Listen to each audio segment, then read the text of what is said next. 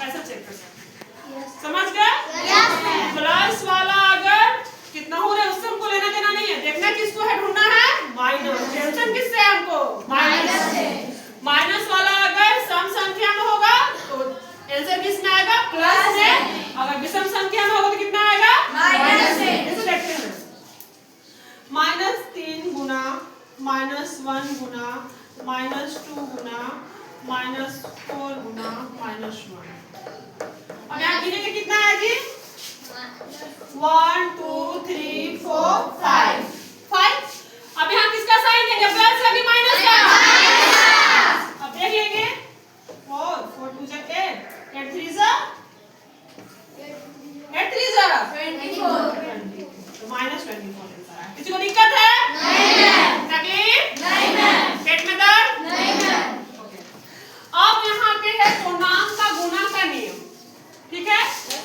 इसके जैसे हम लोग जब पूर्णांक का जोड़ सीख रहे थे तो उसमें भी मैम नियम बताई थी ना, 5 नियम होते हैं, 5 नियम होते हैं। तो यहाँ पे पहला नियम क्या है? समृद्ध का नियम। समृद्ध का नियम बताता है कि कोई भी पूर्णांक हो अगर हम उसको गुणा करेंगे तो पूर्णांक ही आएगा। क्या आएगा? पूर्णांक ही आएगा। क्या आएगा? पूर्णांक। जैसे मान लीजिए -2 एक पूर्णांक है, 1 एक पूर्णांक, दोनों को गुणा करेंगे तो क्या आएगा आंसर जी? -2। -2 भी एक पूर्णांक है, यानी कि कोई किसी भी संख्या के लिए अगर हम जांच करेंगे तो गुणा करने पे क्या आएगा? पूर्णांक आएगा। क्या आएगा? उसके बाद क्या बोल रहा है? क्रम विनिमयता। नाम से ही कुछ समझ में आ रहा होगा। क्रम विनिमयता इसका मतलब होता है, मान लो तुम लोग दोनों इधर आओ, इनका वैल्यू है -4।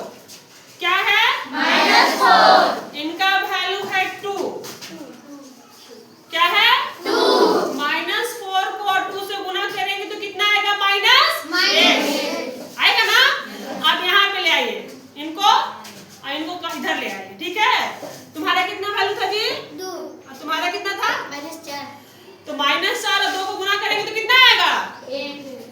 जगह बदल लिए तभी तो उतना ही आ रहा है ना, यानी गुणा करने पे भी सेम आता है। समझ गए? यानी कि a into b बराबर होगा b into a। जैसे a बराबर आप ले लीजिए -5, अब b बराबर ले लीजिए -3। ले सकते हैं? कुछ भी आप ले सकते हो। प्लस और माइनस वाला मिलकर ही क्या बनाता है? पूर्णांक। दुनिया की जितने भी संख्या हैं अगर वो प्लस में है माइनस में है तो सब क्या है? पूर्णांक। कुछ भी ना किसमें आएंगे? सब क्या होंगे? पूर्णांक। देखिए यहाँ पे तो -5 into -3 कितना हो जाएगा जी? a into b देख रहे हैं ना? प्लस हो जाएगा 15 हो जाएगा। क्या हो जाएगा? 15। अब b into a देख लेंगे, यानी कि -3 को पहले रखेंगे और 5 को बाद में रखेंगे, तो यहाँ पे भी माइनस प्लस हो जाएगा, माइनस प्लस हो जाएगा, ये भी क्या हो जाएगा? 15। क्या चेंज हो रहा है वैल्यू जी? यानी कि क्रम विनिमयता का नियम बोलता है कि a into b बराबर होगा b into a। किसी को कोई दिक्कत? नहीं है। नेक्स्ट है आपका शून्य से गुणन। आप लोग क्लास 1 2 3 4 5 6 7 6 तक पढ़ते पढ़ते अब 7 में आ गए। आपको पता है कि दुनिया की कोई भी संख्या अगर इसमें से 0 से गुणा करते हैं तो क्या आता है? 0। पूर्णांक में भी 0 से गुणा करेंगे तो क्या आएगा? 0। क्या आएगा?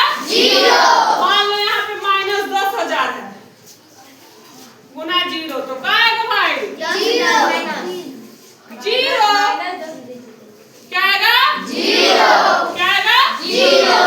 0 में किसी संख्या से गुणा करने को 0 ही बनाता। 0 एक ऐसा हीरो है, जैसे मान लो तुम बहुत पढ़ने वाले बच्चे हो, ठीक है?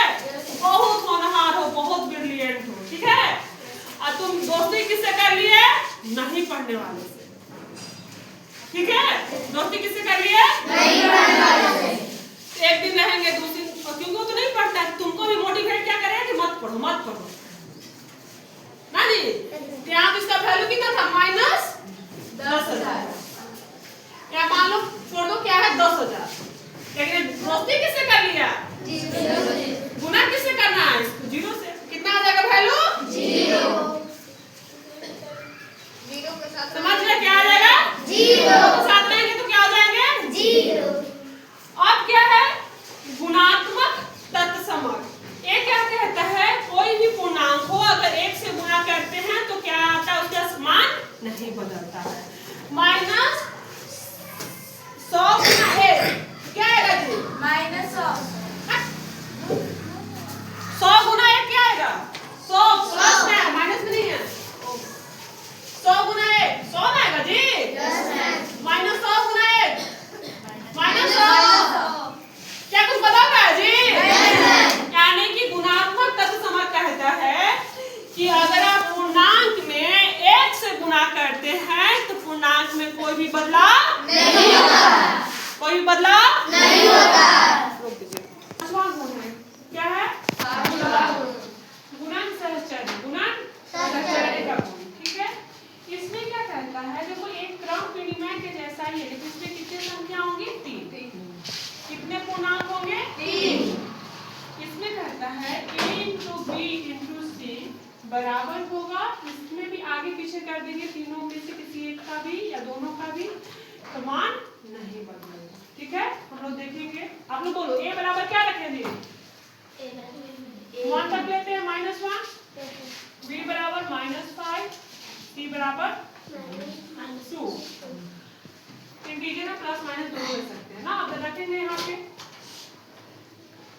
a की जगह पे क्या लिखेंगे? -1 इंटू -5 इंटू